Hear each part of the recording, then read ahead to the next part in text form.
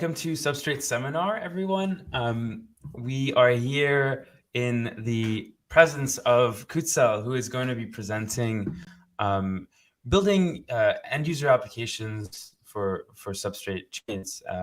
This is a particularly interesting one in the context of those of you possibly participating in the hackathon right now, where you might not be interested so much in building palettes, but you're maybe front-end engineers who have a passion for building nifty UIs. So the overview of our seminar, you can find it actually if you go on the link below, is on this GitHub repository.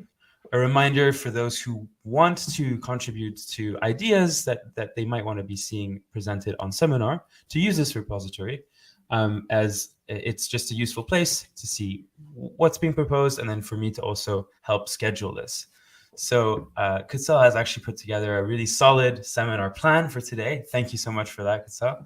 Before we just get going here, brief overview is we're gonna hear about Kutsal's story and journey as becoming a Substrate runtime front end. I guess I'll let you define sort of how you feel as a developer, Kutsal, and especially given your extensive experience as a software engineer outside of the Web3 space.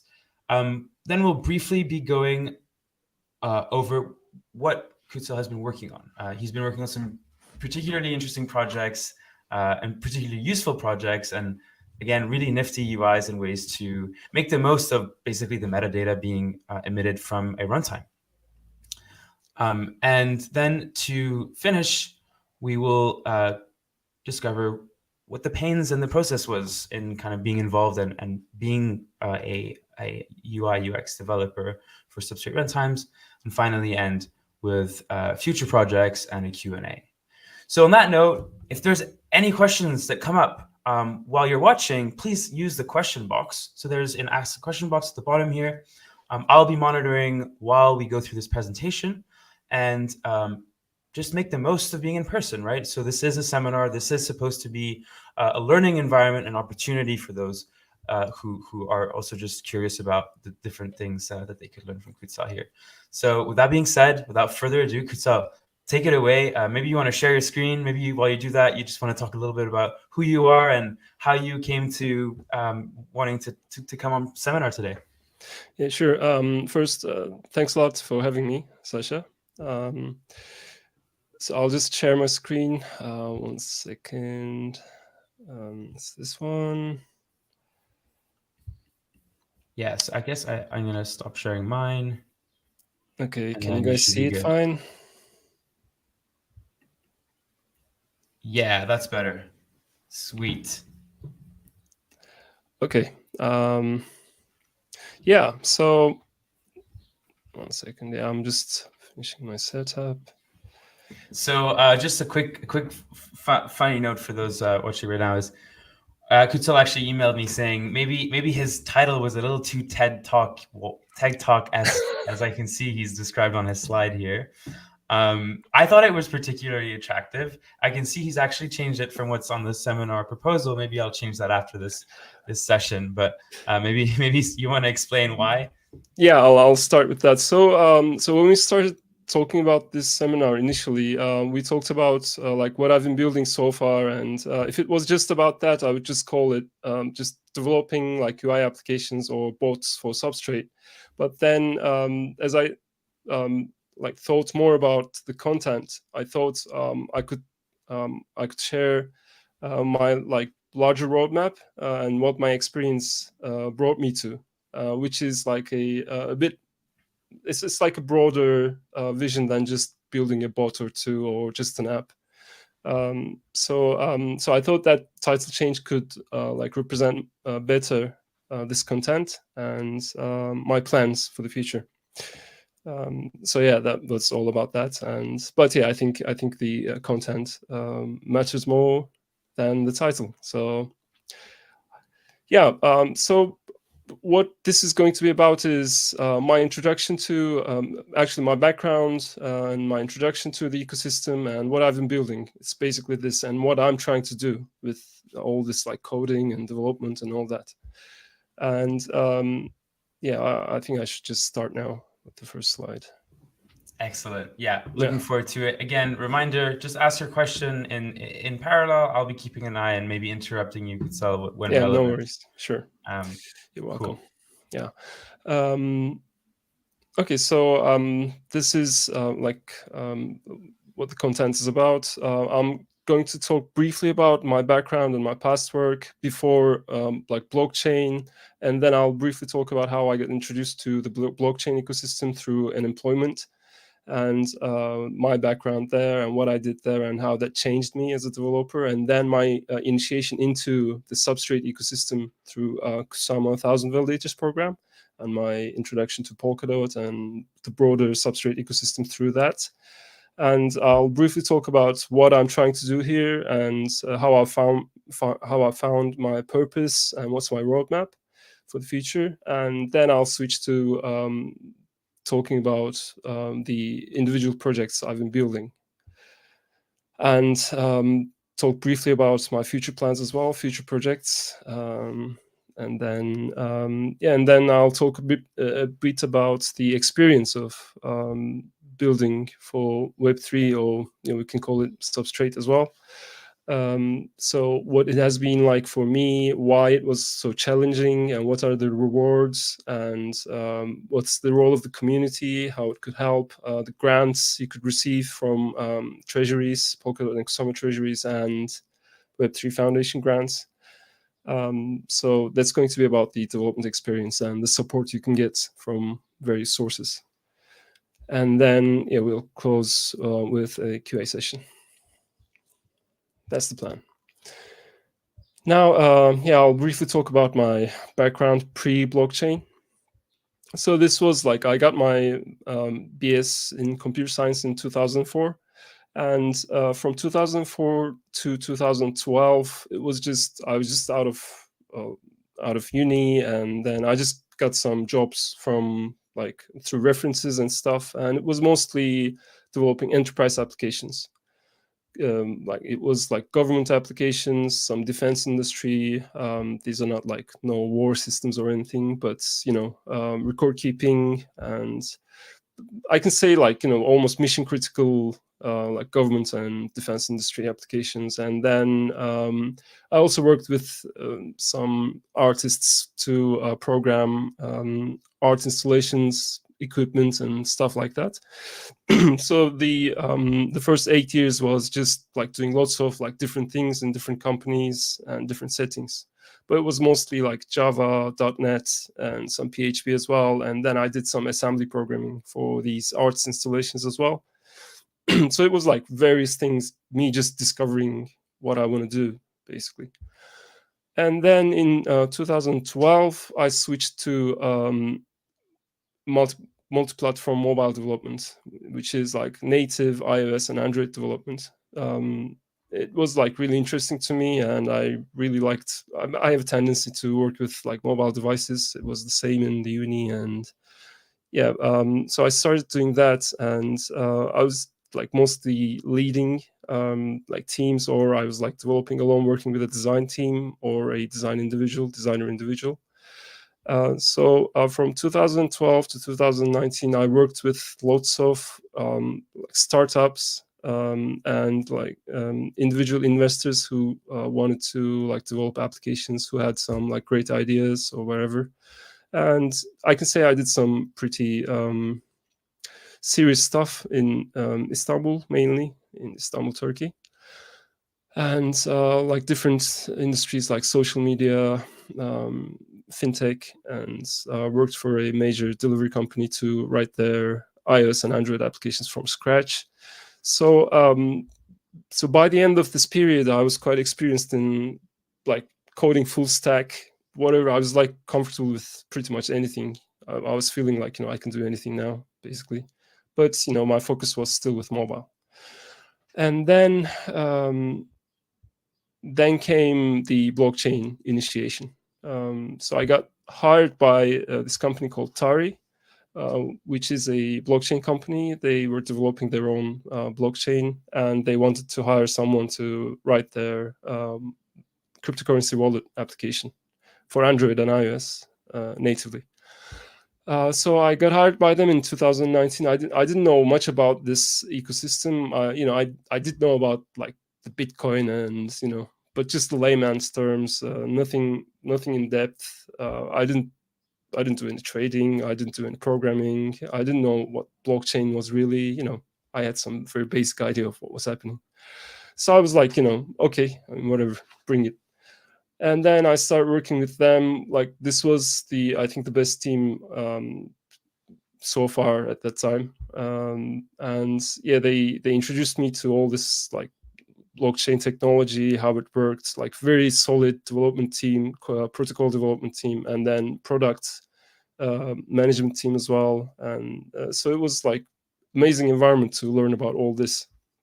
I worked with these great people. Ricardo Spagni was the lead maintainer of Monero for a while, and then Naveen, the CEO, Kyle Sharrock, amazing like tech lead, and Tal Flankrage, amazing product manager. So I wanted to mention these people because they were like extremely important in my career, in my switch to the blockchain industry. The thing I learned there was like we should really be product focused and design focused, and not really like of course the technology has to be like solid, and it has to like work as expected, of course, and that's like prerequisite. But then a solid technology is not an excuse for bad UX or bad UI or bad product. So you really give focus to like product development and design, and like really abstract the technicalities of this ecosystem, because like it's very complicated, right, the technology behind it. So the question was always, how do we simplify this? How do we like design it so that it could be ready for mass adoption, and just hide the technicalities and make it easier for the common people to use this technology. So that was good perspective to start with all this like blockchain development thing. So yeah, I developed their mobile apps, cryptocurrency wallets for iOS and Android. It was native development, and then yeah. So Kutsal, like you basically joined this team wanting to learn new things, right? It seems like you started like 2004 out of school, like doing like critical systems, like a lot of Java, a lot of C Sharp, I guess, and then moved into application like mobile application development, and then now it's like, I mean, at 2019, you basically were like, oh, let's I want something new, right? So you're bringing your expertise in mobile application development, but then you were learning also a lot about developing applications for blockchains. Yeah, exactly. So that's exactly what happened. Like I brought my expertise and they brought their expertise and taught me how the system worked. But it was extremely challenging because, I mean, where's the server, right? Before that, like before 2019, there's always a server somewhere, and there's a real good like JSON API, REST API, whatever you call it. And then you hit the API, you get like very clean data. It's like ready for display. If it's not ready, then it's just another API call. You get another data, and then you kind of get the relational data and display it, right? So it was this simple. So so I could really be focused on like actual like developing the application, like putting eye candies, like little animations and all that, because the data is sorted by the API team mostly. But here it was different because there's no server, and then this is a distributed system, and sometimes like the connection isn't great. Like block finalization can take like long times, so it's like completely different monster. So suddenly like you're not all the time focused on the UI and the user experience, but then you have to think about how to interact with this like distributed network as well. So that starts playing a much bigger role in your life. Before it was just like okay, the API team sorts it out. Right. So I think the main change was that, and this like the distributed nature of the thing, and the dealing with the data is like much harder always. I'm gonna come back to this in a bit, and why it has to be so as well. But yeah, it's I mean, developing apps for like traditional apps, web apps, and developing blockchain apps, like completely different things. And yeah, and also like I'm sure we'll talk about later in the stuff that you've been working on. It doesn't need to be that way. It's just probably currently that way because, as an application developer, you probably also need to know a lot more about the backend than you would have if you were developing just a mobile app from 2015. Yeah, absolutely. It doesn't have to be that way, but then I think we'll need some like extra layers of data organization and stuff like that to make it easier for the developers to build these apps. But yeah, if you're interacting with the blockchain like direct, then I mean you'll have some trouble. You can get around it, and I'll tell in a bit how I got around it in Substrate. But it's not trivial, to say the least. Cool. So yeah, I guess that's kind of it. Oh, sorry. So it's the initiation into blockchain, and I'm learning about stuff. And then I finished like developing the apps, and it kind of slowed down the development. And I was like very hungry as well. So I started like looking, and I started discovering this whole space. And I started checking like different networks and what they do and stuff. And then boom, I discover Kusama and Polkadot. Actually, it was just I was I think it was my brother that told me about Polkadot, and it was like, check this network. I mean, I think they're doing cool things and stuff. And yeah, I just got into it, and then I read about it. It was like pretty interesting. And I think the first impression I got was like it was very like developer focused, and I liked that very much. So I could feel like there's like a lot of development going on in here, and it's novel as well. So it was like December 2020 when I first discovered Kusama and Polkadot. And then I checked out how I could like interact with this ecosystem, and I discovered 1,000 validators program for Kusama first. And then I just started running a validator in my office, like a very basic server machine, like a decent connection.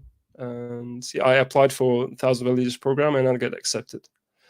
And what struck me with about like Kusama was the community. Like it's very. I think the community is like very focused on running the network and and solving problems as well. So I just liked the feel of the community very much, and the aesthetics as well. Kusama I think has its own aesthetics, and you can almost like you see the network and you like okay, I kind of clicked with these people, so I want to be here. So I start running my validator and start reading more and more about like Polkadot and Dotsama in general, how it works. It doesn't happen like over a weekend, of course. Like it's an ongoing process. But yeah, and then as I was doing that, it was kind of like I was kind of feeling like, okay, like this space is like very open to experimentation and like new ideas. And blockchain is definitely the industry I want to be in. So I want to do something here. But what am I going to do? How am I going to like apply my skills to this field? And then I started like thinking about this seriously, and with all this experience, I thought I could come up with a larger purpose for myself, so I can like I can get myself busy building on that idea for some years to come, right? So yeah, to at that point, I was like thinking, like Web3 Promise is just great. Like it resonates with me. As we all know, like it's decentralized authority. There's no single point of failure. It's tamper-resistant distributed state. There's economic incentivization. Tokenomics is like very interesting field. Like suddenly, like we learn about economics, like developers like talking about economics and stuff. This is very interesting. And the data ownership issue, like shifting of power over data from companies to the people, and very new governance models through like on Kusama. Like it's very interesting. It was very interesting for me to see how the governance worked there. So it was all. So it's not like just the development activity, but it's like you learn about economics, like governance models, you think about these things, you think about community, you interact with these like super smart people, super interesting people. So yes, this is why I wanted to be in this field. So, Kutsal, I'm interested in hearing like when you started being interested into the space and especially on the points that you have here on this slide. Like did you just immerse yourself into specific readings, like specific community chats? Any books that you recommend from your perspective, right? From somebody who's really an application developer from the Web2 world, learning about Web3. I'm assuming you knew a little bit about distributed systems and Web3 on like an infrastructure side, but is there anything that you would add to that? Yeah, I would say like Mastering Bitcoin. That book is just amazing starter for a Web2 developer to understand how it works. You definitely have to understand how Bitcoin works to get started, I think. And then once you do that, I think running a validator is like amazing learning experience. It's not just like I'm earning rewards and stuff. It's like you're actually earning like invaluable experience and interaction with the community as well. And you get to learn about how these things work, what a validator does in the network, and that gives you like a great idea about how the network functions basically. And then you start from there, and if you're a developer and if you're curious enough, you're just not going to stay there, and you're going to start building solutions for yourself or for others or both. So I'm going to talk about that in a bit as well. So I think, like Mastering Bitcoin, that book is great.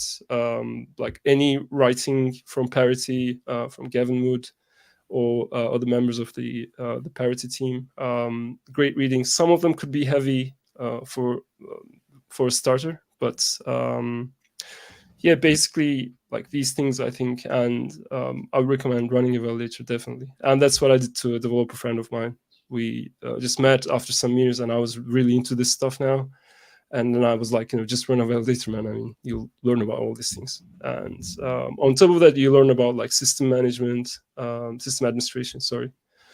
Everything like how to run a Linux system, how to make it perform well. And you learn about hardware as well. So it's like all around education for almost like for free, basically. You learn about all these things. And you can't learn all these things anywhere else. This is very diverse information and experience. And I definitely think running a validator is the best hands-on experience to get like an overview of what these technologies really are and the different bits and pieces of them, for sure. Yeah, exactly. And then I was thinking like this slide is like why I want to be in this field, why it is interesting to me. But then, as my experience from Tari told me as well, the experience isn't so great, especially for non-technical people. Why is it not great? The technology is too opaque. Like you feel the technology when you're using it. And sometimes the emphasis is on technology instead of the experience and the product. And like basically saying like we can do like this many transactions per second, or network specs and all that. But the end user, they are not really interested in that. They're just interested in the experience, like a beautiful experience to get something done, right? And it should really be transparent.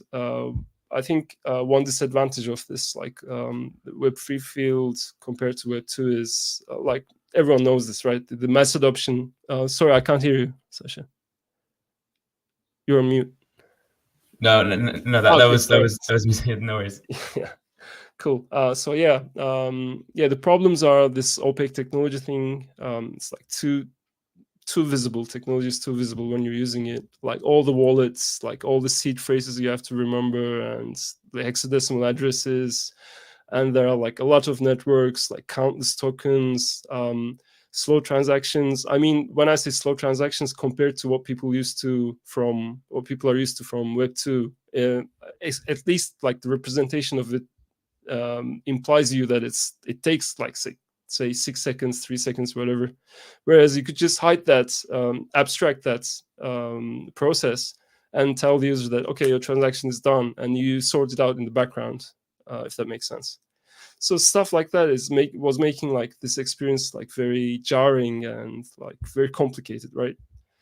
And because of these reasons, for technical people, it's okay, and even like for someone like me, it could be like complicated, but for non-technical people, it's just too much to handle. So I was like, I'm interested in this field because of these, but there are these problems. Okay, I mean, so these two combined makes a good job, right? So you know the problems, you know the advantages. So going from there, so you can start building solutions, at least like scratching your own itch. Hopefully, you'll be like providing solutions for other people as well. So at that point, I was like, okay, this is my purpose. Now I know it. Now I know what I want to build. I'm just going to solve my own problems and hope that it's going to help others as well. So yeah, how do we improve this experience? I have a single question. It's very simple. What do I wish existed? This is, I think, solid question that gives you purpose. And if you're in the field and if you're active, then you're expected to give like many complete solutions. Like you can say, like anyone in the field, active in the field, I can ask like, what do you wish existed? And they can go like 10 solutions, and they can even describe it in detail, right? Like, I wish this existed and this was like simpler, this was easier. I wish this kind of like backup solution for validators and stuff like that. So, so yeah, just moving from your own troubles, you can find like lots of app ideas or solution ideas. And if you're sometimes people ask me like, what should I build? And if you don't have an answer to that, then I mean, you're either not active or maybe you're not interested, so that's the only thing you need to do. Just ask yourself, what do you wish existed? And also thinking like, I thought like, if I solve my own problems, then it will help others as well. So that was my starting point in like developing bots and apps for Substrate. Yeah, I thought a little bit more about this and how do you approach this? I mean, where do you start and stuff? And my idea was like, at the core of this is the people who run the network, right? The validator community. And it's almost like, I'm sorry if this saying doesn't fit exactly, but you know what they say, happy wife, happy life. I think it's like, to me, it's like happy validator, happy network. So I would say like they're at the very core, almost like running the network, right? And that community and that ecosystem, I think, has to be like very healthy and has to have a variety of tools to pick from. And it should be made easy for them to like, carry out this duty, because yeah, they're at the like this very core of the system. And then, if you like have like good tooling and good apps in that system, then you can move to a broader space, which is like I would call it like network citizenship utility. Because once you're in the Polkadot network and once you're like very active, you're almost like a citizen of it, because like you're a token holder, you're like taking you're casting your vote, and yeah, it's basically like, you're almost like a citizen of the network. And yeah, on top of validator tooling, I would think like, you have the citizenship ecosystem, and wallets and governance apps and education apps, like news apps, whatever you call it, and payment systems in the future. All these solutions fall into this citizenship utility space, I think. And then the broader space after that is the actual like utilities, social media, like gaming, shopping, entertainment, etc. So this is how I like structured the solution space in my head. And I was like, okay, I'll start with validator tooling. I'm going to focus on this, like, say, for some years, and provide some solutions, like start with something very small and then build on top of that, right?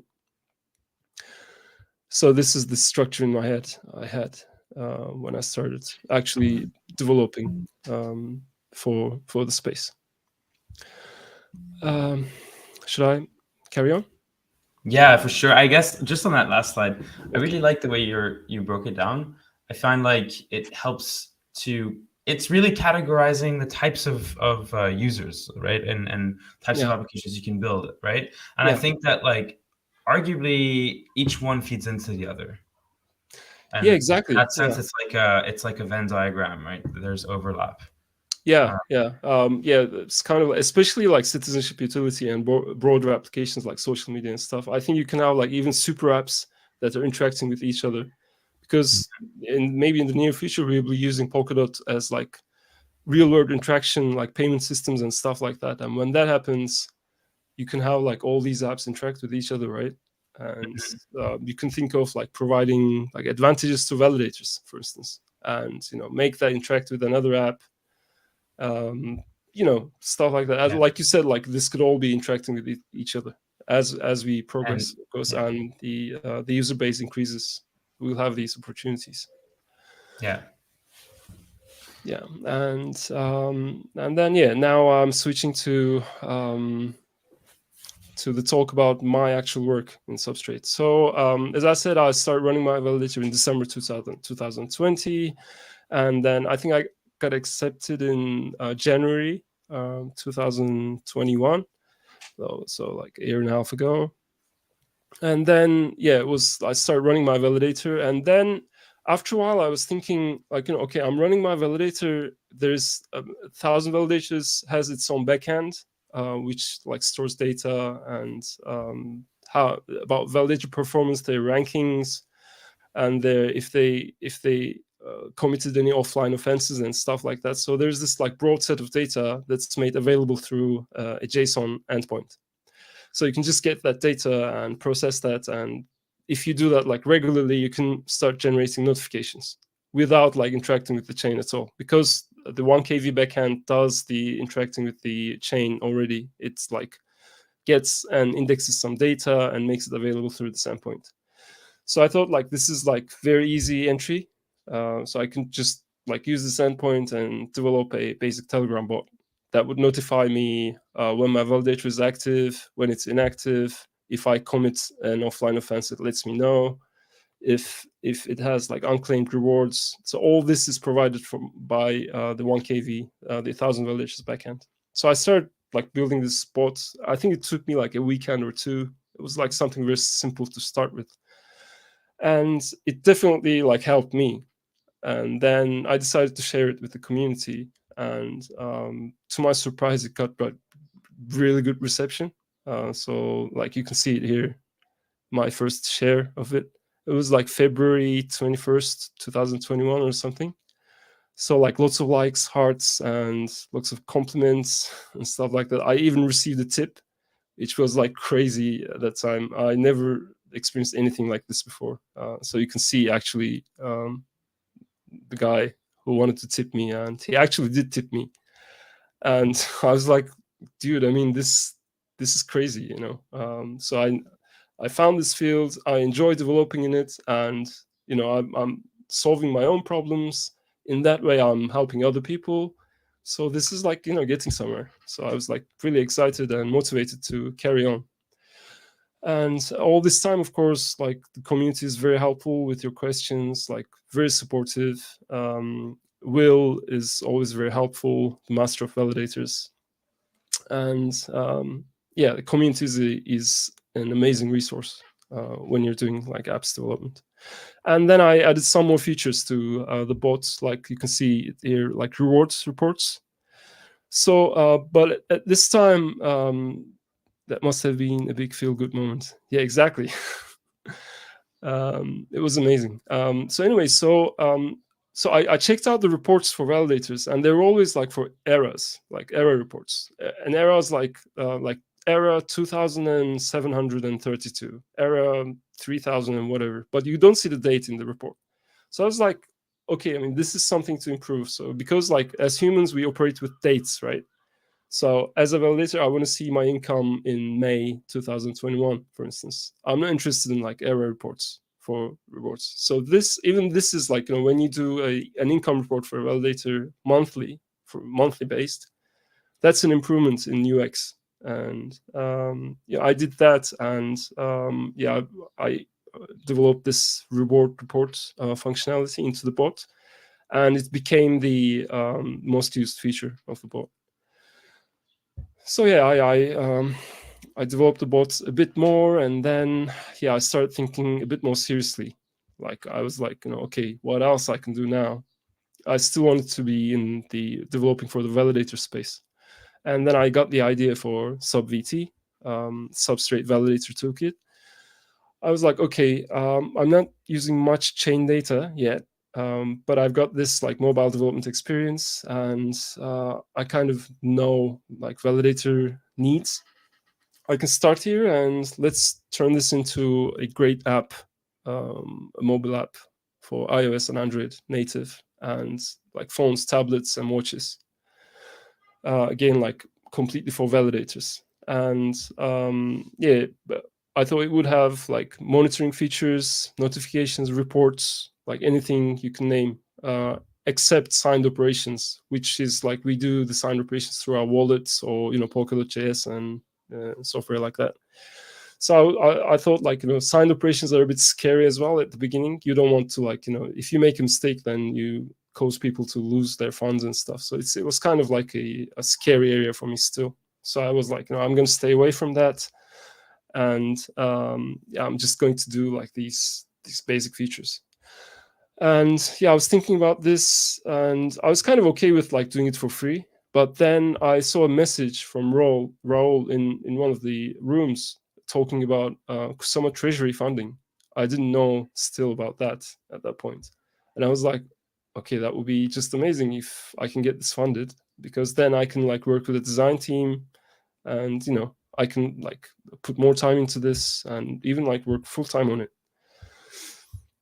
So yeah, I decided to build SubVT, and then I just contacted Raul, and I said like, I've got this idea, and he said, no, okay, I'm going to arrange a call with Will, and we'll have a call. We had the call, and I told them about my idea and how this thing could be used like many validators, and in the future maybe other substrate based blockchains as well by their collators, and yeah, relay chain validators as well. So we had the call. I arranged. I prepared my my proposal, treasury proposal, and it passed council vote. And there I go. I got the funding to develop my dream validator app. And then the next step was, yeah, I was like, okay, how am I going to do this? What do I need? I prepared the user stories. Let me see if I can switch to that quickly. So when was this? I guess earlier this year. No, this should be like I think last year. Yeah, it was last year's spring. So yeah, 2021. it took a long time. I'm gonna talk about why. Right. Yeah. Yeah. So the spring. So yeah, January 2021. You started. Well, you got admitted to the 1,000 Validator program, and then February I released the bot. And then I think it was like April-ish, probably. Yeah, spring, April, like maybe May. Super cool. Yeah, and like you insinuated, like you probably were down to try it yourself, but then when you saw that there's a funding opportunity through the treasury, you maybe had a bigger vision for it, where you could hire external designers and help with other things. Yeah, exactly. But if it didn't pass, then I was still going to do it. I was determined to do it anyway. But this provided me with the funds to work with the design team that I'm going to talk about in a bit. So the first thing I did was like prepare. Like I was like, okay, this is a crazy new field, but I got this like traditional methods of development, which is like prepare requirements, and that kind of like traditional. It's not like waterfall model, of course, but then still like you should have your user stories and the kind of structured process of software development. And yeah, I prepared my user stories, and I put an ad on dribble.com, which is kind of like the designer space, and you put ads, and people apply for your ads. And yeah, I'll just quickly show you the user stories. Am I taking too much time, Sasha? No, go for it. I actually really enjoyed seeing this process. So Kutsal actually showed me this stuff before as preparation for seminar, and essentially like everything is really, really well fleshed out, where in his proposal, I think you actually mentioned sort of the breakdown of every single phase, and the work that you're going to submit to designers.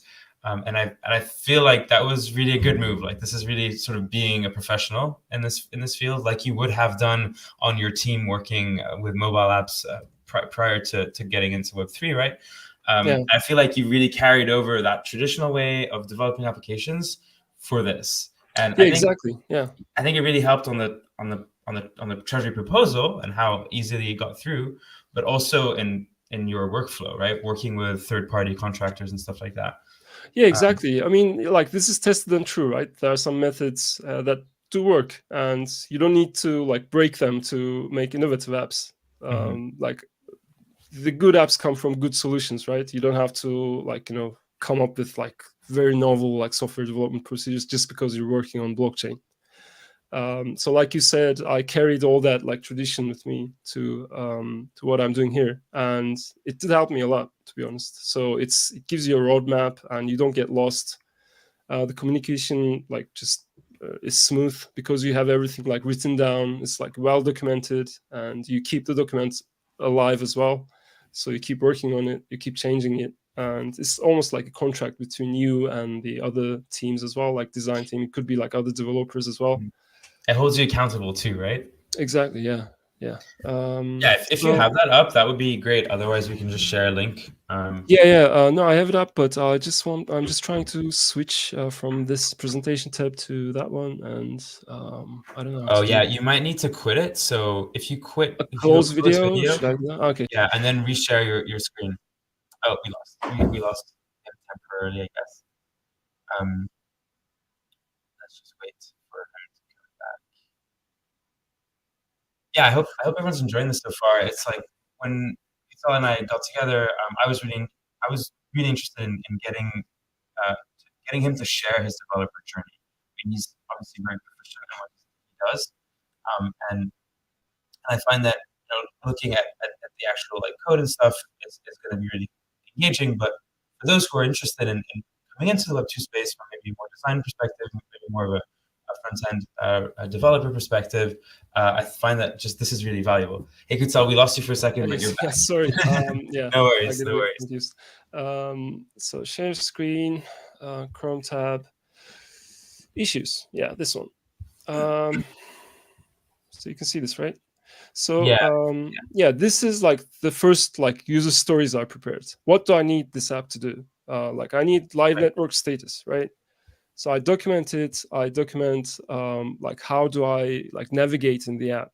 What does it show? And yeah, the data structure, data architecture, they call it, I think. Like, what is in the data set, what is displayed, and very rough implementation details as well. How am I going to implement this thing? And like, this is like before I played a lot with like substrate storage, but I knew that I needed some kind of like WebSocket communication between the app and the backend, and I kind of knew that I had some kind of indexing on the data, because otherwise, I mean, if I tried to like hit the RPC endpoint, the storage straight, it was not going to be fast enough. But my endpoint, my target was to make this like really like user friendly, right? Mm-hmm. So We're looking at an issue in the Web3 proposals page. this is the top level repository, GitHub repository Right. for SubVT, and this is before I start looking for designers or anything. This Yeah, is got just it. I prepared this, like, this is good documentation of what the software is going to do and how it's going to do it and what it is about. So this is kind of like a basic summary of everything that's to be done, like under like 8 issues. And then once I got finished with this and read it a few times, I was kind of like, okay, now I can go to designers and ask who could develop this. So I go to dribble.com and put an ad on there, expecting like a few responses. And I put the ad on, and I received like 150 or something applications for it. I just want to show it to you. because like I told them that it was going to be a blockchain app, and I was thinking like people are probably going to be scared and not not apply to it, but it was just the opposite. Now I'm going to do this again, but I'm scared of like losing my screen again, so I'll just close the tab, right? Maybe you can just replace the URL in the current tab that's being viewed with whatever the new URL is. Oh, okay, cool, good idea. Yeah, I'll do that. Yeah, so I actually shared this link of your repo in the chat. I find it really like this is a really kind of learn by example best practices if you're like breaking up really any project, really, like you want to break it up into features and have it documented before you even dive in. Yeah, exactly. Yeah, exactly. You have to know what you want to build, right? Yeah. Before like working with designers and people like that. It's going to change, of course. Like over time, it's going to like maybe change hugely, but you have to have something. So this is like all the messages I received. And this is the title of my like app, Radical UI UX Design for Blockchain App. Okay, I mean it's kind of could sound a bit cheesy, but this is like endless applications. So I went through all of these. It's more than 150 actually. So yeah, I went through this all. I prepared a short list and contacted the design teams, and I started doing interviews to see like what their experience with blockchain is. Do they know the aesthetics, or are they just like after the cash, or just after like getting the job, or are they like really interested in what we'll be building? Wow, that's crazy. There's a lot of messages there. It's insane. So yeah, these guys. So I checked this. Oh wait, where's this going? So I missed whether this was just purely for designers doing like drawing prototypes. Okay, cool. Yeah, These aren't developers. These aren't people you're looking for to help you. No. I mean, I kind of looked at the budget and I thought like I can't hire a. I didn't ask for like a huge budget. It was okay budget, but I wouldn't have been able to like hire a developer team for this because like I knew that I wanted to build this in Rust, and Rust engineers they're not like they're kind of expensive, right? And then if you want to like get your apps built by like good teams, that's going to cost you a lot as well. So I was like, okay, I'm going to do the development, but I just need a very good design team. Otherwise, I mean, it's going to be a mess. So anyway, they Claude, the design team that I decided to work with eventually messaged me, and I just went through their message, and I liked like stuff like acid color tweaks and some minor but attractive animations and stuff like that. I kind of like get the feeling that these guys know what they're doing. And besides others, I interviewed Claude as well, and they turned out to be the team. And right after that, okay, I think I kind of know how to do this now. Right after that, I finished. I found the design team, but now I needed to prepare a really detailed documentation for them because this is like complex software, and they have to understand what this is about, what data are we going to display, and how that data is going to be displayed. Even like is this data going to be integer, like floating point, how many decimals? How do you display like token tickers, and what's the data displayed in the reports, like charts and stuff like that? So I prepared another document for the design team, and I called it the design brief document. I'll just quickly take you through that, and just let me know if I'm like spending too much time on these things. No, this is awesome. We might be going over on the seminar, but I think it's definitely worth it. Okay.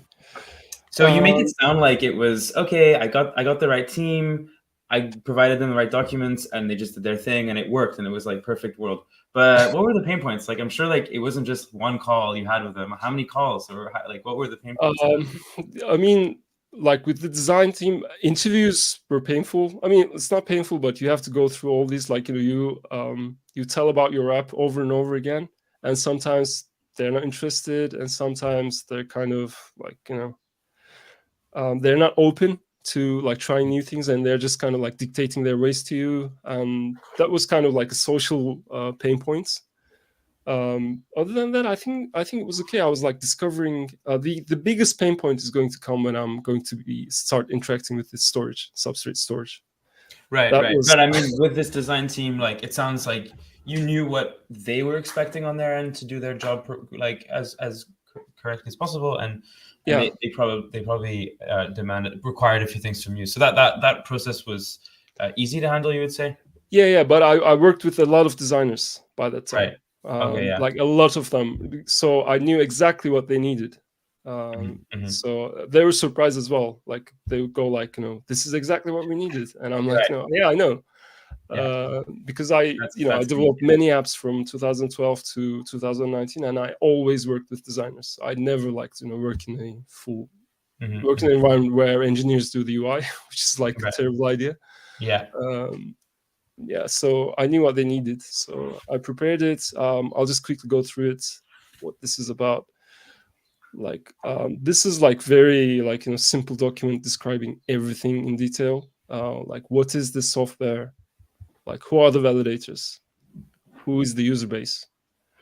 And what is Substrate? What are these networks? And what this software is trying to accomplish, and target audience profile. And after that, I let them know like everything I need, like the general components, like feedback components, such as these ones. In what format do I need the image assets, and the navigation map, map for watches and variables in general.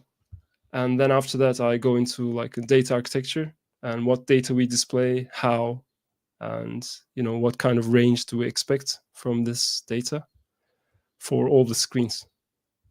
So I prepared this and reports as well. How do we display the reports, what they're about, and the data we're going to display. And you can see the notes just to the right, how I'm trying to explain like the details. So this is very time consuming, but it's worth it when you're working with designers, because they have to understand like backwards. I'm sure there's some designers watching here saying or thinking, oh, if only everyone was like you. If only everyone prepared their projects for us in this way. I mean, this is again, I think this is really best practice for yourself, like for you as an application developer, and also to ease the workflow for others, right? Yeah, I mean, and Thanks it works as well. this, yeah, no worries. It works as well. So yeah, this was the second step. After this, they were kind of ready to kind of embark on actual the design part, and it consists of like 3 stages. One is preparing the map, the navigation map, and then on top of that you do the mockups, the wireframes, and then after the wireframes you do the actual UI design. And in the meantime, you have to do like branding as well, like your logo, your colors, and stuff like that. And that stuff can go in parallel with mockups, like wireframing and stuff like that. So when you get to the UI design stage, you have your colors and brand identity and all that ready, right? So I'll switch to Figma and show you very quickly the design work. If it opens. It's trying to reach Figma. Come on. Yeah. Oh, God. Figma is experiencing a temporary outage. We'll be back soon. Anyway, I have a. Can you reach it? Can you share the link in the chat? Yeah. I think I might have it on my. Yeah. If you can share it, that'd be great. Yeah. For while we're just figuring this out real quick, there's a link at the bottom of this crowdcast. It says review today's seminar plan, and basically you'll find all the links that we're going through by going through that document. Yeah, let me just pull it up. Yeah, I'm trying, but I think it's not opening. Let me send you the link. Figma.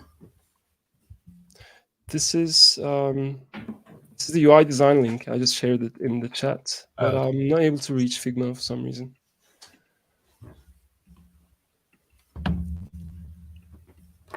It's loading.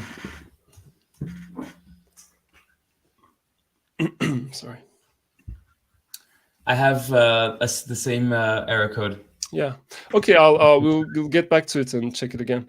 Yeah. But I have. It was going to be good to see the wireframes and all that to see the process, but I have the final thing that is a video. Wait a minute. Actually, it's probably open here. Yeah. Yeah, I'll just share this video, and they prepared a final video of how things were going to look and feel like. I'm just going to try to share that. Share window. Yeah, this one. There have been some changes after this, but it's going to give an idea. Cool. Yeah, I see that. So yeah, you select your network, and then like this is network status. You go to active validator list, and you see the details of a validator, and the data isn't 100% accurate, but this is like the design and the general feel of the app as well.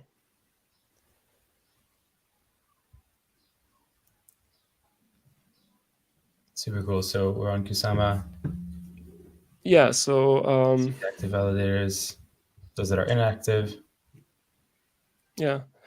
So it's kind of like an overall navigation of the complete app. As I said, like there have been changes, but this is kind of like the feel and look of. Super cool.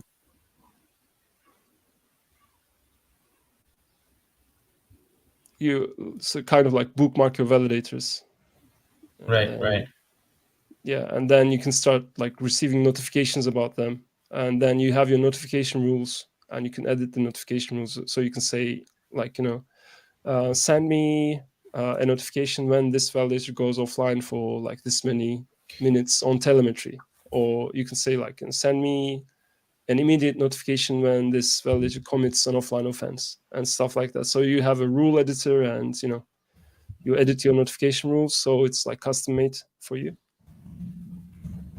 And you have notification channels as well, like push notification. You can receive SMSs. It can like call your phone directly in the case of emergency, which is like offline offenses, basically. Right. So anyway, so I'm curious, and I actually just posted this question so that people can like go back to this moment when you're answering it. Is so like, can you recap what, as an end user for this app, like what really is this solving? Like, what is this helping? Why do I need to be notified when a validator needs to go offline? What are the types of things, just so people understand like the problems that you're addressing with this? Okay, yeah. So my initial starting point for like developing validator tools was we use like many data sources. One is telemetry, and the other is like on-chain data. And then we have 1,000 validators data, right? So we go to all these like different data sources to get information about our validators, and the tools we use aren't like very like user-friendly or beautiful. So I just thought, I mean, if I could like develop a solution that could like merge these like different data sources in one place, and on top of that, if it could let me know when something wrong happens to one of my validators. An offline offense is like basically all validators expected to be online, and it doesn't send a heartbeat to the network, or it doesn't produce a block for an hour on Kusama, or for 4 hours on Polkadot. And when that happens, you just get an offline offense. It's not the end of the world, but your validator is going to live with that mark for the rest of its life. So you kind of want to get notified about your validator and how it's performing as well. And nowadays there's more data with the introduction of parachains. There's like you can measure the parachain performance of your validator, and you can get the points how it's overall. Like you can kind of get an idea of how it's performing. I mean, you have all this like different data in different platforms. But as I said, like I just wanted the solution. I'm just solving my own problem again here. I just wanted to have an app and just like see everything there basically through a very beautiful interface. Because like I'm like, validators deserve this, right? We don't have to like use like terrible like terminal interfaces and stuff like that. We do that, of course, but then I mean we deserve some beauty in our lives as well. So Yeah. That was kind of my starting point. Yeah. So So everything's in one place. It's easy to Yeah. use, and literally you can use it from your pocket. Yeah, exactly. Sure. And yeah, easy notifications as well. So because like we all use phones, and if it's there, it's easy to use, right? It's convenient. And yeah, Happy happy validator. validator, happy network. Yeah. Yeah, exactly. That's the motto. So yeah, after that, like, they prepared the mock-ups. We were having like lots of calls during this time, and then they prepared the UI design as well. Okay, I think I'm kind of like taking too much time here, but there's still a bit of content there. So maybe I should go back to the presentation, right? Yeah, and maybe we'll just check the Figma at the end. But at the Okay, very yeah. least, people can use the seminar repo outline of the seminar to go back and check out the links. I actually encourage you guys to do so because it's really well done. Like, I think you found a really great team that, well, did it well. Like, it was done right. Thanks. And addressed, yeah, what you wanted to do. Cool. So that was how the design process worked. And now, of course, the design is just the design. And then you have to have the backhand to provide all this data to the application. And how am I going to do that? And this was like, going in parallel with the design work. And I was like thinking, okay, I have to do some backhand data indexing from Substrate storage because I need like all this like huge data of validator data, and I can't just like go to the node and hit the RPC and get that data from there and index it and process that data and stuff like that. So I had to have some kind of indexing. I knew that. So you can do it with a number of like languages. You have like Polkadot.js API, the library that allows you to communicate with the Substrate storage and the node RPC endpoint. But I was like, I want to do this in Rust because one, it's like it's secure, like memory security is like really strong. Two, the whole Substrate ecosystem is almost like in Rust, and in that way, I can have access to the Parity code base, like palettes, and I thought like in the future, I might want to do some like palette development and stuff like that. So it could be good. So this was a good opportunity for me to kind of get on with Rust and learn it and develop it there. And like I said, like an all Parity code base then is a reference for you. So you can just go there and check how it's done in the node, basically, if you're interested. So yeah, I started learning Rust. Of course, the Rust book was very helpful. Programming Rust. This was released on O'Reilly. Very good book. And then I did like lots of Advent of Code challenges in Rust to kind of learn the language. And then I talked about like user stories preparation and the design work and that. So yeah, this was in parallel. The design work is being done, and then in the meantime I'm like learning Rust and discovering Substrate storage. And the next step. So once I was like sort of like comfortable with Rust, I started thinking about how to like manage all this data, because like if you follow this example here in this slide, to get the complete validator data, to get the complete list of active and inactive validators in the network, you first get their stash addresses, and then you get their controller addresses, and then get their reward destinations, account details for each validator, like identities and parent identities and parent accounts and stuff like that, and get para validators and their assignments to like different parachains. And then you get their session keys, and then you get like whether they're active next session, get their self stake, get their active nominations, inactive nominations, and their preferences. This is like a lot of data. I mean, you can't just like get this data continuously on the app hitting the RPC endpoint. It's just going to be like horrible experience for the user. So you need to do some indexing in the backend. So I was like, okay, I'm going to do this in the backend. I'm going to like block by block, every block, I'm going to get this data and index it in an in-memory database and make it available through a WebSocket service to the clients, so that they can like get very fast data and the app can remain like very responsive. And end goal is always like, have this beautiful responsive app, right? And of course, like you want to have valid data.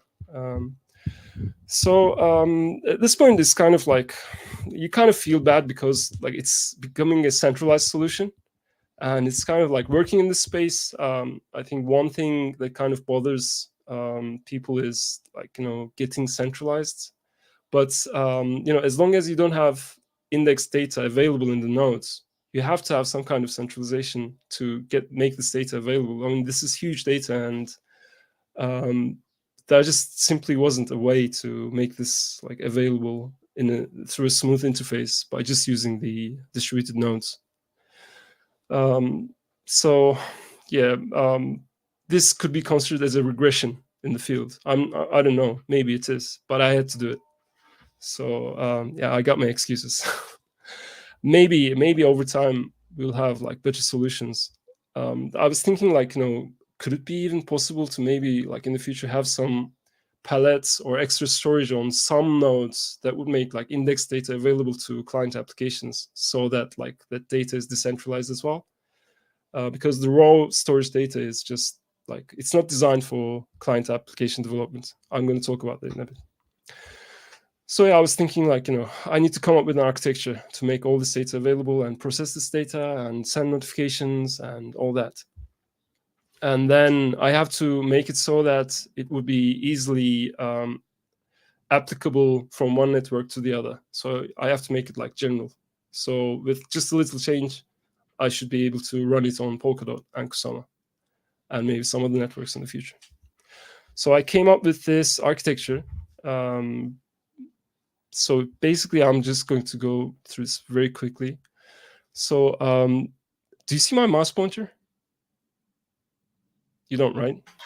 No, I don't. Okay, cool. So to the right, you'll see the Substrate node, RPC interface. So basically, there are like sub-VT backhand is I can call it a microservices architecture. Like all these like purple components are microservices. They do like different things. So one microservice is getting finalized block data from the substrate node, and it indexes it, extracts all the extrinsics, events, and stores the ones that I'm interested in the database, in the PostgreSQL database. And then there's a validator list updater, which does the fetching of all that data I summarized in the previous step. Every block, it gets all that data and then pushes that data into an in-memory Redis database. Likewise, there's a live network status updater that updates the network data at every block from Substrate node, and that as well writes into the Redis database. And then there are other components. I'm not going to go too much detail into them, that process this data and delivers that data to the applications through WebSocket endpoints. But the main thing there is, the important step is you got this huge data. Like when we're talking about active validator list with all this data, that data is, I think it's around like 800 kilobytes, all that data of like active validators. So you can't be sending the complete data at every block to the app. That would mean like the end of the bandwidth consumption of the phone.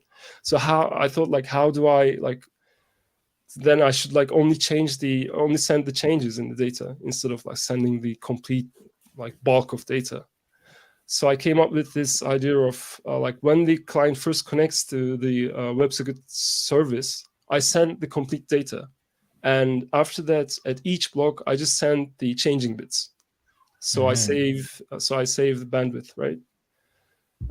So yeah, I thought about that, and then it took me a long time to code this. I think until the end of August, I was learning Rust and coding prototypes and coming up with this architecture, basically trying small things and learning about substrate storage. And I think I started coding this in late August, early September. And then from then up to now, I'm just coding nonstop. And it finished. I completed it. And yeah, I started with app development as well. I should be able to ship some alpha versions soon. But yeah, this is the architecture of SubVT. But what was great about working on this is like this experience makes the data available in a way that it enables the development of like many other applications. And I'm going to talk about those a little bit. What do you say about the time, Sasha? Do we still have like a bit? Yeah, we would usually have 15 minutes left, but Okay. like I said, we did start 6 minutes later, and you know, if you have some stuff that you wanted to go through, I would just stick to your plan. Okay, cool. Okay, I'll be faster. Cool. So I made this, and suddenly, like, I have all this index data that is transferred to the client in a very efficient manner. So suddenly, I have like blockchain data, indexing, and delivery problem solved, at least in my domain. And I'm like, okay, I got, once you get the data available, you can like build whatever app you like, because the data is available, it's fast, it's efficient. Then basically your imagination is the limit after that. So you got the blockchain data available in a very fast manner. And just around this time, there was an issue open for my first product, the bot, the 1,000 validators bot, from Marcin from Web3 Foundation. He was on the grants team by then. And he said, I really love it. So you can read this comment. So he said, like, basically, this bot is really cool, but can't we have it for all validators of Polkadot and Kusama? Because the bot worked only for 1,000 validators, right? Because I was using the 1,000 validators endpoint and not the chain. And I'm like, this is amazing, because I can use SubVT endpoint and I can make a bot that would cater all validators of Polkadot and Kusama. And I was like, okay. So this is like, I prepared my second grant application for Web3 Foundation, and it got accepted. And I thought, like, if I port the bot to SubVT backend as well, that's going to strengthen the SubVT backend as well. So it's going to be a real world test of this backend as well before the application ships, the actual like mobile applications ship. So yeah, I developed that bot. It took me about like 2 months, but when I was developing that, I fixed a lot of problems with the SubVT backend, with the microservice architecture and notifications and all that. So that development effort like really made the backend really solid. So it was worth it. And then I released the bots just a few weeks ago, like maybe it's been a month, I'm not sure. So that bot is quite capable. I just quickly want to demo that very quickly. Just take a few minutes. Yeah, for sure. I mean, we have other people in the audience here supporting my statement that you should stick to your plan. Okay, I thanks. think we're all super stoked to look at All this. Right. Thanks a lot. See what you have. Now, okay, okay, if I click, wait, I'll share the. I'm not going to say close video.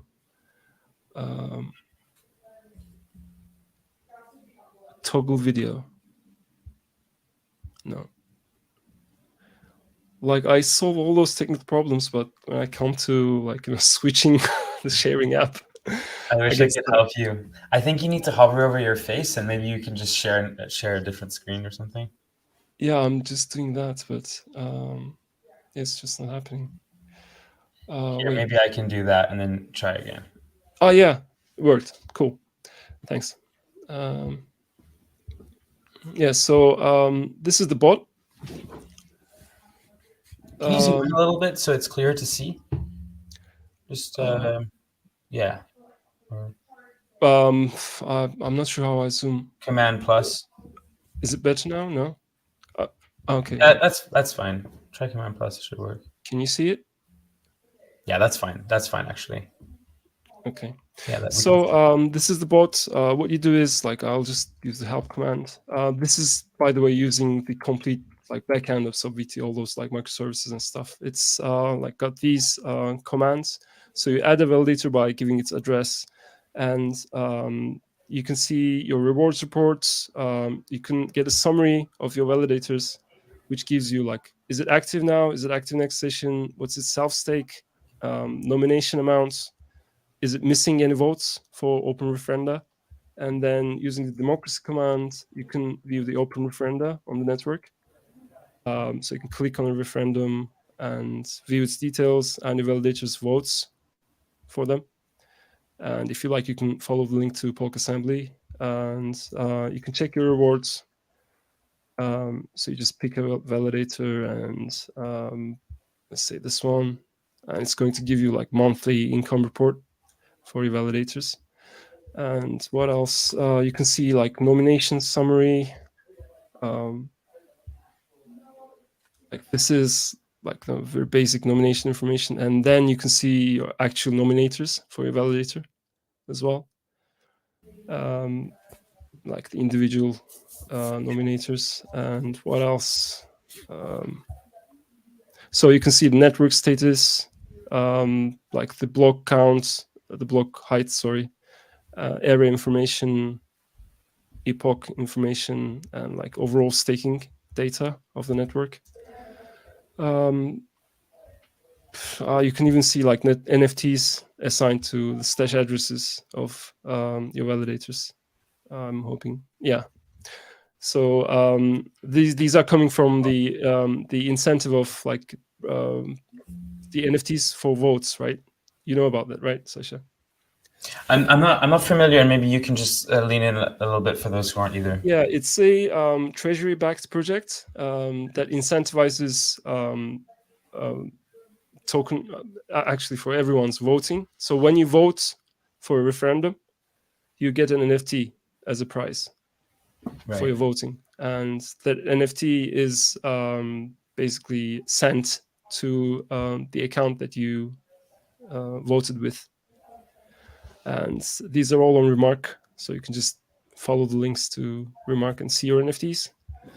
So stuff like that. So this was like a good opportunity to kind of strengthen the backend and test its limits and test what it can do, what it can't, and stuff like that. And in the end, the architecture worked. So it's working perfectly, and it made it really ready for the actual like mobile apps. So there was actually a question regarding the architecture, and the question is, what strategy did you use with storing data with regards to on-chain/off-chain, and did you consider IPFS as distributed storage? Yeah, actually, how the backend works is I store some of the data in a PostgreSQL database. I like index the block, and I store like extrinsics events in the PostgreSQL database, and also some like events such as like lost nominations, like new nominations, changed nominations, and stuff like that. So this index data goes into, and 1,000 validators data as well, that these data go into the PostgreSQL database. And then you got like more the data that changes with every block, like validator lists and network status. That data goes into a Redis database, and that Redis data is like it changes like state every block. So I basically have to like follow the block to kind of like find the changes and apply it to the data set. So I have the valid data in Redis. Hence, So the title of this presentation is just chasing the block, right? Yeah, exactly. Yeah. So actually, on that, just a quick question is like, so it is updating every block? Because you talked about something that's very interesting and innovative in a way, which is that you realized only changing the difference will alleviate a lot of latency, I guess, or computational expense for like every time re-updating the database. So when does that happen? Does that happen every 6 seconds?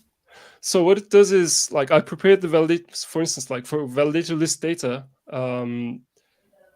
When the service initially starts, it gets all that data and stores it in Redis, and then with every block, I get the same data and check the hash of a data for a validator and compare it to the one in Redis.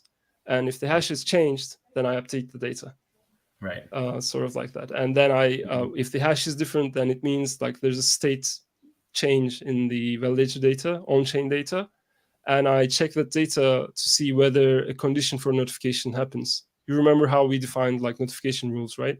Right. Yeah. So for that validator, I check the notification rules, whether to find out whether I should fire a notification for that change. So I mean, thinking about all these things, I can't really use IPFS for this kind of thing. And for Redis thing, I mean, it's impossible. It's all in RAM, and even that kind of like is slow sometimes because the data is quite large. So I wasn't able to find any kind of like feasible distributed solution for this. But if you have a web page and if you want to distribute it, of course, I mean, you can use IPFS. Or if you have like large files for storage, for document storage and stuff like that, you can use IPFS. But for this kind of thing, the changes is at every block, like every 6 seconds, you're making like big change. You're checking all the state and updating this data and making it available to all these like different clients. It's just not feasible to. I wasn't able to find a feasible solution. The one solution that came to my mind was, as I said before, maybe like make this index data available on the nodes somehow. Like maybe some voluntary nodes are going to be able to provide this index data alongside the Substrate storage data. I don't know. And there are some works with like distributed SQL servers and stuff like that. But this data has to be indexed. Mm-hmm. Why it has to be indexed? I'll come to that in a bit. Cool. So yeah, I'll share again. So yeah, so this was the Web3 Foundation grant program. I finished that, packed that, and submitted it. And while doing that, I was able to make the sub-VT backend way stronger and healthier. And it's functioning perfectly now. And yeah, so I got this data available. Like I said before, it kind of like enabled like, suddenly I have like many ideas for many other apps. And one was like always, I thought like, we should have a good representation, like visualization of this chain state changes happening, like block production and everything around it, like validators, because it's like very interesting thing actually. But we don't have a real-time representation, visualization of this thing. But you just have like textual data on Polkadot.js or some other platforms like Subscan, Polkastats, whatever. So I thought like, okay, I'm going to program a 3D web application that visualizes this chain data. And I decided to call it chain this. And I started to work on that. Maybe it was this spring. Was it? Maybe I'm not exactly sure, but it's probably around that time. So so again, like I thought, okay, I'm going to do this using sub-VT services because I have all this index data and this data is available and it's very fast and efficient. I can do it. So I came up with this idea. I developed it. I'm going to show you how it works in a bit. And I released it. And to my surprise, the one and only Gavin Wood shared it on his Twitter the day of the release. And I was just watching like the view counts and stuff. And there was a sudden jump in the views. And I was like, what is happening? I mean, is there something wrong? And I went on Twitter and I saw this tweet, and it was like one of the greatest moments for me in Substrate. So sweet, another big feel-good moment. Yeah, exactly. So it was just a basic implementation of this idea. So I thought like, let's do this and release the alpha, and I'll come back to this after I finish sub-VT mobile apps. Where did the inspiration come from? This visualization. Probably everyone saw this. So these are like validators, like parachains, collators. Yeah, exactly. That's the link.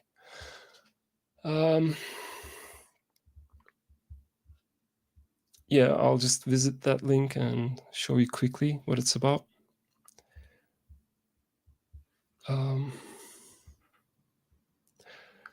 Sasha, can you please like close the presentation window again so I can switch? Can you do that? Okay, thanks. Yeah.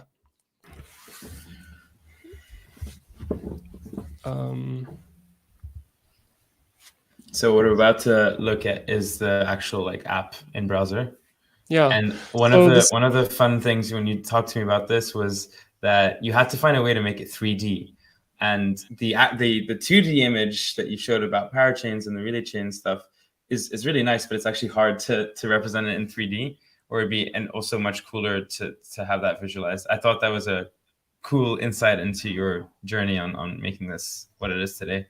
yeah, and yeah, if you look at that image, in that image there's actually like around 100 validators or so, but on Kusama you have like around 1,000 validators, active validators for an era.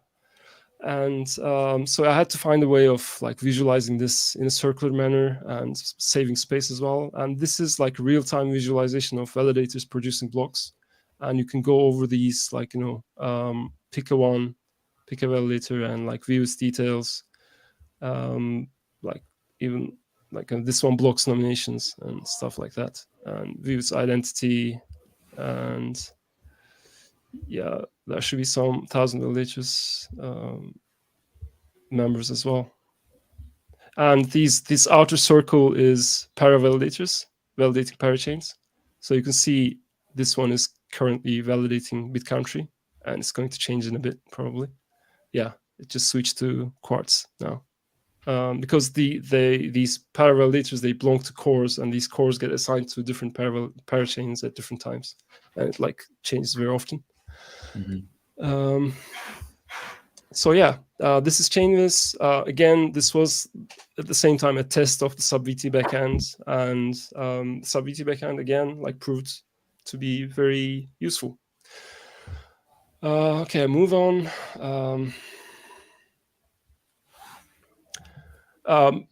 By the way, the Chainviz is just it was just a pet project for me. Pet project. It was a very small thing. It's buggy. It's an alpha. So if you encounter any bugs like UI issues and stuff like that, it's not even using the production SubVT services. It's using the test services. So there might be bugs and stuff, but the idea is there. Okay, share screen. Okay.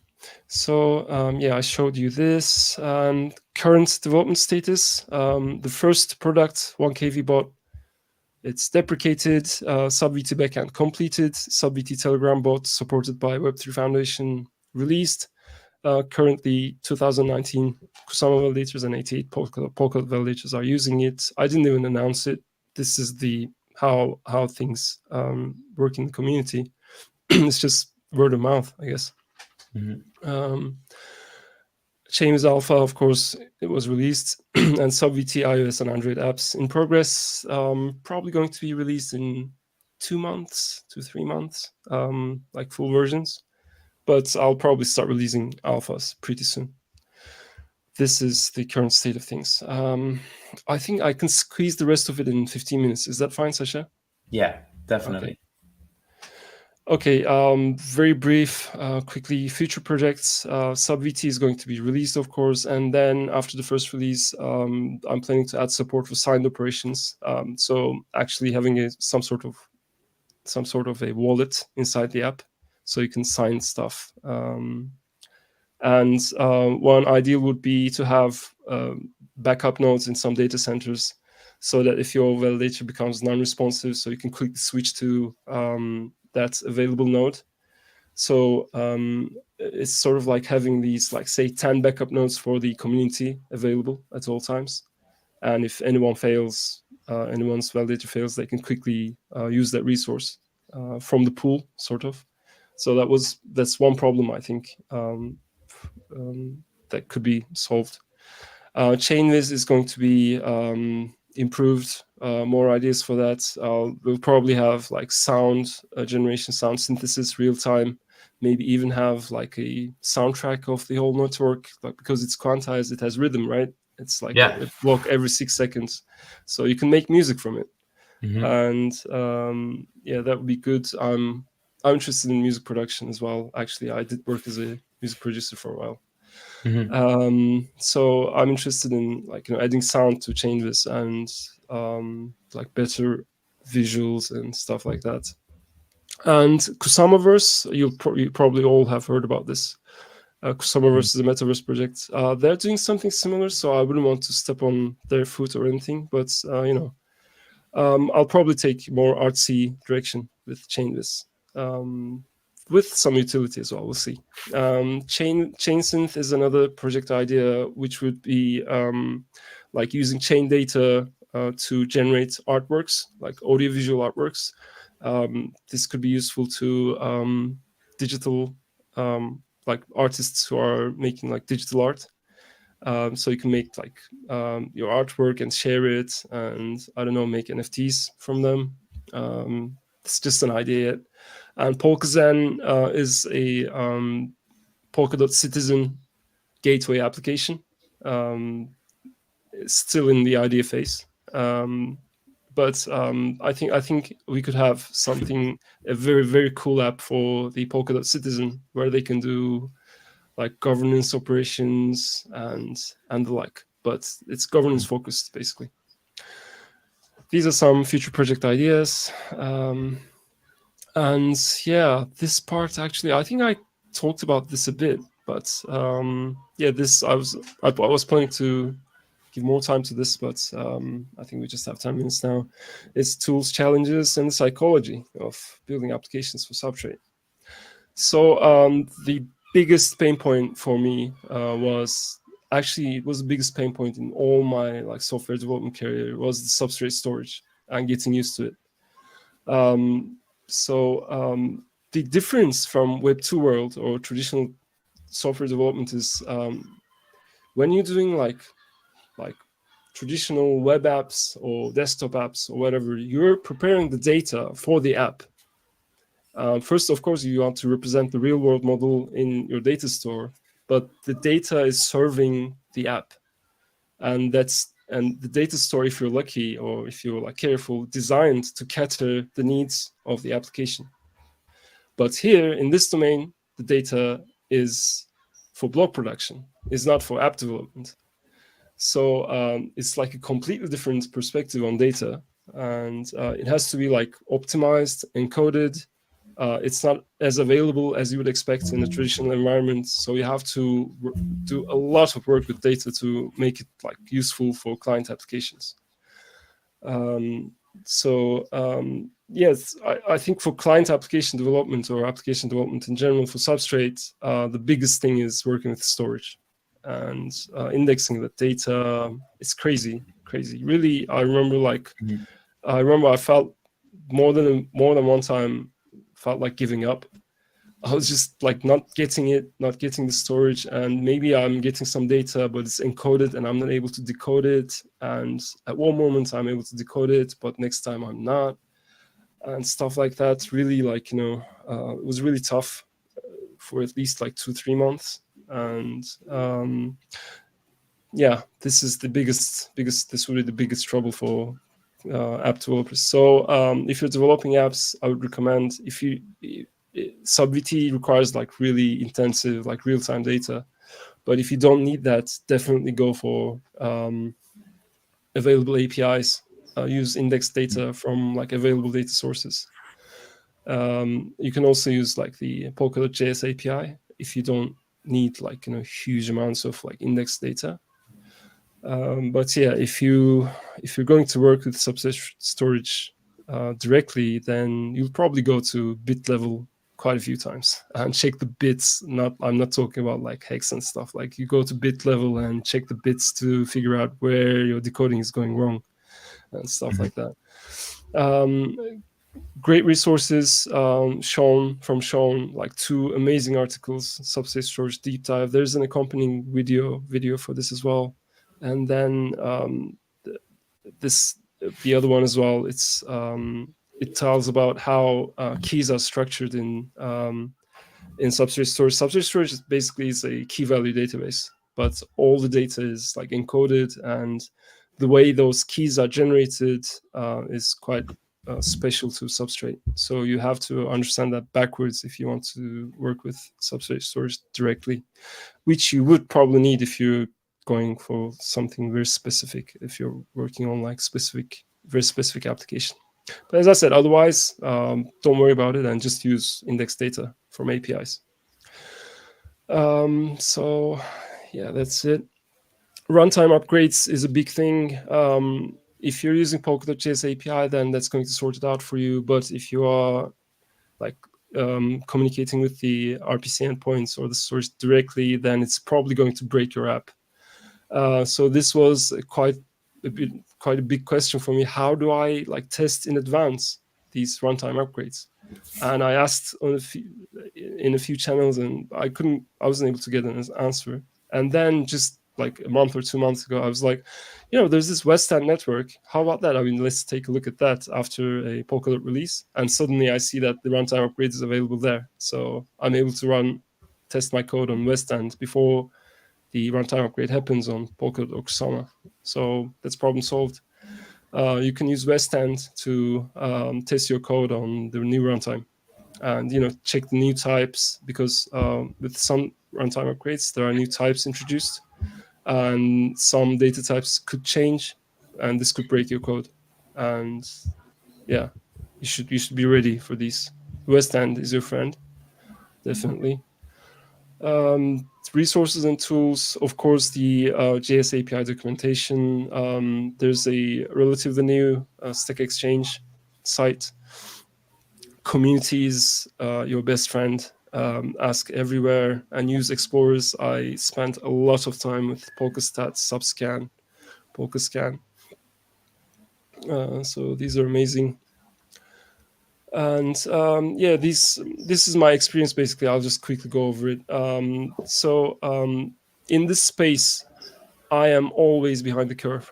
So in the beginning, it was a bit tough, because you feel like you could be like feeling like you're making something novel, and then the other day, the day after that, someone will come up with something more advanced than yours, or maybe your product isn't going to be interesting tomorrow, or maybe it's going to be interesting for a week, and then people are going to forget about it.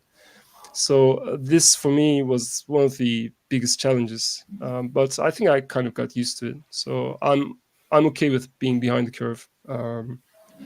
And Parity is like very active. Their code bases like get constant commits, so you basically like catching up all the time, especially in like busy release schedules. So you need to follow runtime upgrades and stuff like that.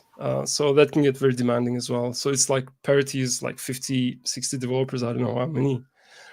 But it can get a bit lonely, because like, these almost like a beehive, like they're producing code all the time, and you're constantly trying to catch up with the changes. But this is the job.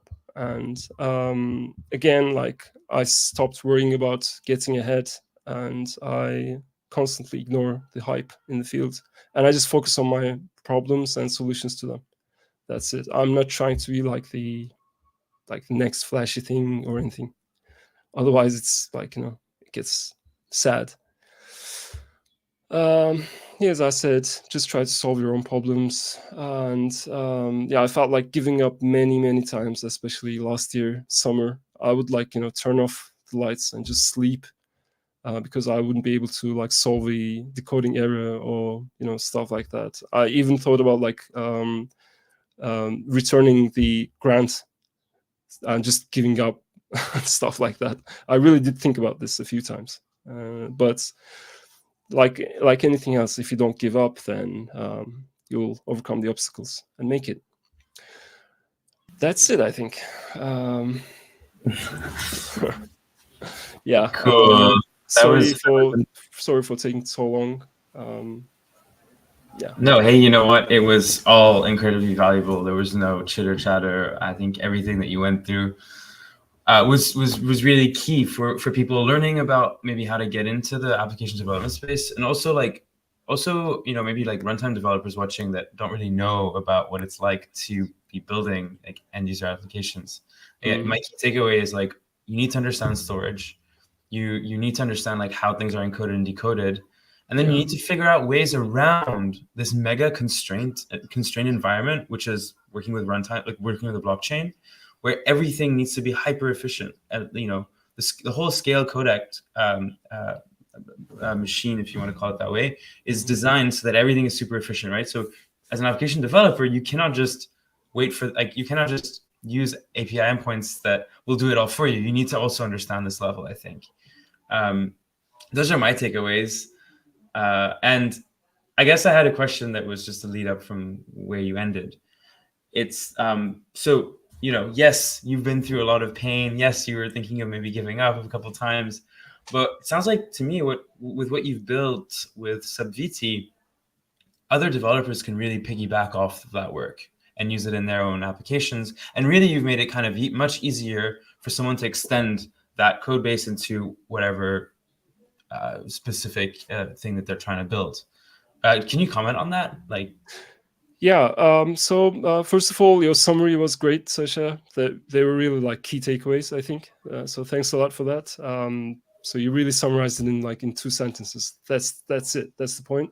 And yeah, I am thinking about like making the services available. And I'm of course it's all open source. Everything is open, but I'm thinking about like documenting it better in time and make these services public and well documented so people can use it. And maybe over time we can think about like adapting these services to cater specific developer needs. So someone could say this network status service is okay, but I need it like to work this way, or could we add like this functionality, this data field to this to the service and stuff like that. So yeah, definitely like better documentation, make the services public. They are public now, but they're not well documented, and increase the availability. Definitely, if that's an answer to your question. yeah. Definitely in the plans. Yeah. So we have a question actually that was asked by Raymond, and Raymond is asking, could you share some don'ts or rabbit holes to be careful of? Yeah. Don't is like never lose hope, because like trust me, it's a cliche, but if I can do it, I mean, you can do it. Anyone can do it. And it's very easy in the blockchain space to feel inferior because there are a lot of super smart people. I mean, Parity is like a genius club, right? And you're around these people and you kind of feel like inferior sometimes. So don't go into that rabbit hole. Because in the end, like what we're doing is we're just trying to solve problems, right? And if you know what your problems are, then you can solve them, because look, you are programmers and you know how to code. You can define your problems, then you can solve them as well. So that's a terrible rabbit hole. I do fall into that rabbit hole every day a few times, I guess, when I like read about like the news, the new developments, like new parachains. And another thing is, I think, when you're developing client apps, the shiny thing in the ecosystem is the parachain development and palette development and runtime development. And again, like doing client application development could feel like not so fashionable, so to speak. But it's not like that, because it's like we're solving problems as well, and the ecosystem needs you as a client application developer, because that's what we need for in the end for mass adoption, right? Like very cool apps working flawlessly, very smooth UIs, and yeah, I would say other than that, it's just not giving up and persisting, and the typical like development practices. If you're trying to solve a problem in a certain way, and if it's not happening, try another way. Like it's a cliche again, but sometimes you forget about this. So sometimes you have to like unwind to back to where you started and try a different way. Stuff like that. But the psychological, I never felt this kind of psychological battle in other fields. I think it's a very, very big factor in blockchain space. Like when you're in the enterprise development space, like when you're developing web apps, I mean, it's kind of okay. You're on top of stuff. There are the developers and stuff, but blockchain is like a completely different world with completely different psychology. So Yeah. don't be hard. Don't be hard on yourself. That's what I would say.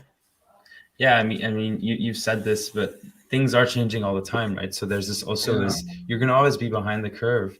And no, not all the documentation exists yet. There's a lot of great technologies that are being out there. And it's part of the gig, right? I think that I always think we're still in a very nascent phase right now, especially in the Polkadot development ecosystem. and it's really a privilege to like be here, like, and be building these things and talking to people like you, and I'm sure you likewise with other people in the ecosystem. But yeah, like that's also what makes it most exciting. Yeah, and I really like, this has been really great. Like, I really thank you for taking the time for this seminar, because as someone who's also very much interacting with teams that are in our hackathons. So actually, just a quick plug on that, there is a hackathon that's ongoing. You can sign up if you just Google the North American Polkadot hackathon series. And you know, a lot of these people are coming in with a contract mindset. Okay, what can I be building that's kind of equivalent? Then the quick answer is, yeah, you can be building a palette. But there's in fact so much more that you could be doing as a developer, especially if you see that there's basically a divide between those that are doing runtime development and client development, and that really there's a lot of talent and work or projects that's lacking in this client development side. Yeah, exactly. So yeah, like again, you said, like end users, right? That's the most important thing at the end of the day. Like people that can easily interact with these runtimes that we're building. So yeah, exactly. I'm really stoked about getting people excited about this more and more. Yeah, definitely. So yeah, we're just solving problems in the end. That's it. Yeah. Find problems to solve and solve them in beautiful ways. That's it. Simple as that.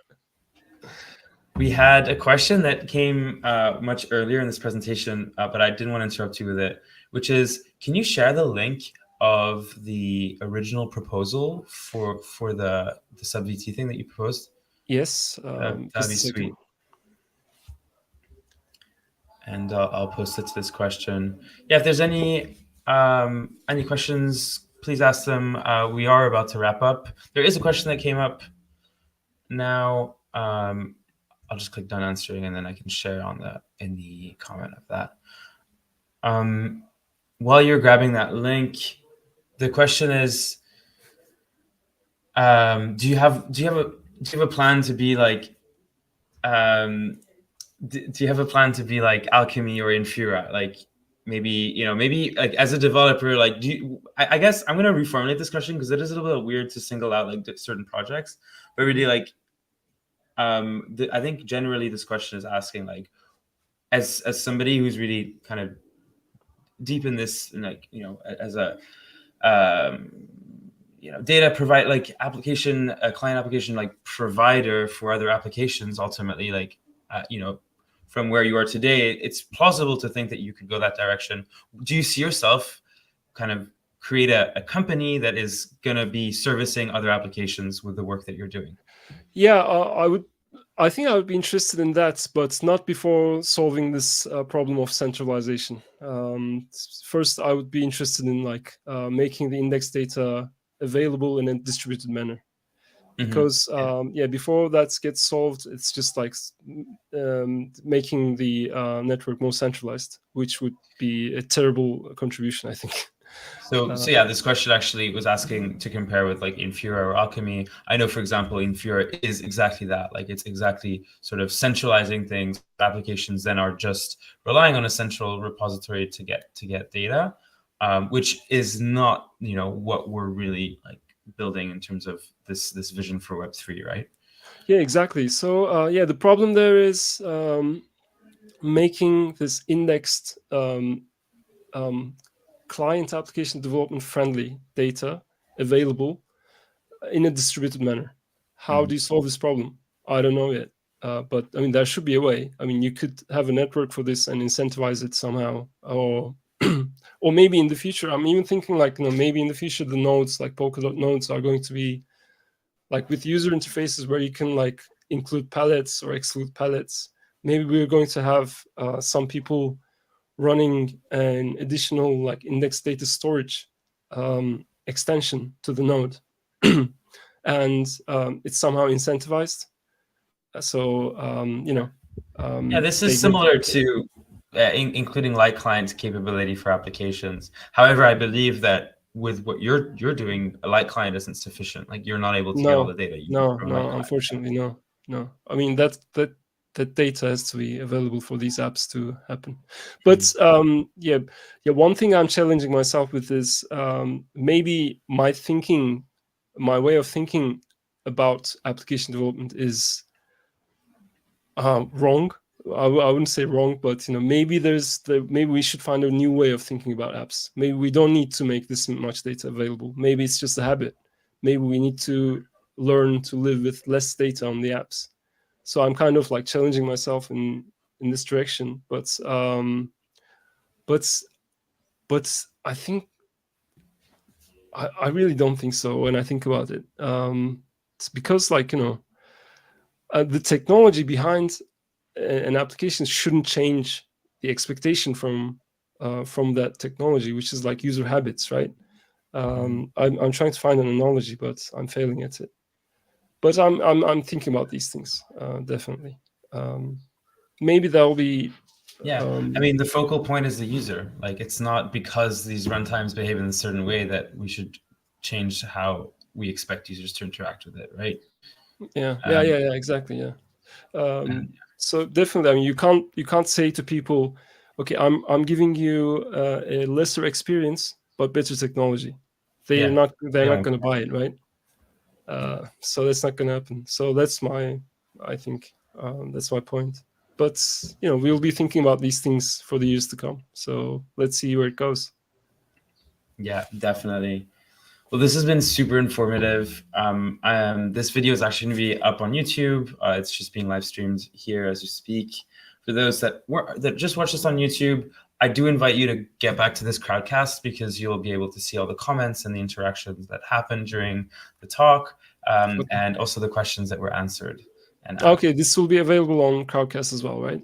Yeah, this will yeah, exactly. All of the crowdcasts are archived, so anyone can go and see. But what's cool is that when I asked you a question and you answered, we can click and you'll be able to see it there in the moment that you answered. Kutsal, thank you so much. This has been so great. What's like a last thing you want to leave with the audience here today? Maybe contribute some projects or maybe just reach out, say hi. Anything you want to leave the audience with? I want to say just thanks a lot for being here. I've been reading the comments. I wasn't able to answer all of them. Sorry about that. But thanks for the encouragement, and very happy to share all this information with you guys. And I'm active in the Element channels. I guess most of you are there already. So I hope we're going to be able to build like amazing end user products, even like surpass what Web2 is doing at the moment in terms of like user friendliness, like amazing experiences. So that's my hope. Let's do that together. That's what I would say. Super cool. And on that note, I invite you guys to subscribe to watch the SubVT repo, because you said that you're going to be releasing the latest release for the application that you demonstrated. Did you not mention that you're going to be releasing that in a couple of weeks? It's probably going to take like 2 months. Okay, so where's the best place that people can stay tuned to get updated on that? Actually, the website is getting ready, helicon.io. That is. Okay.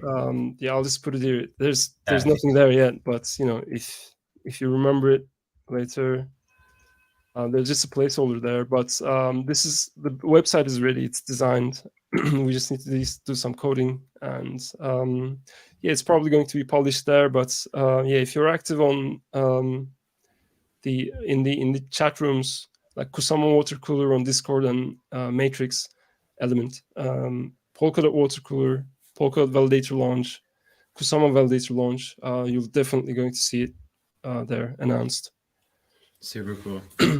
Well, thanks again so much. Thanks for having me, Sasha. Thanks a lot. Yeah, I super look forward to everything that's going to come from all this work that you've been doing over the past year, and we'll be in touch. Yeah, definitely. Thanks a lot. Thanks for everyone else watching. See you guys in 2 weeks.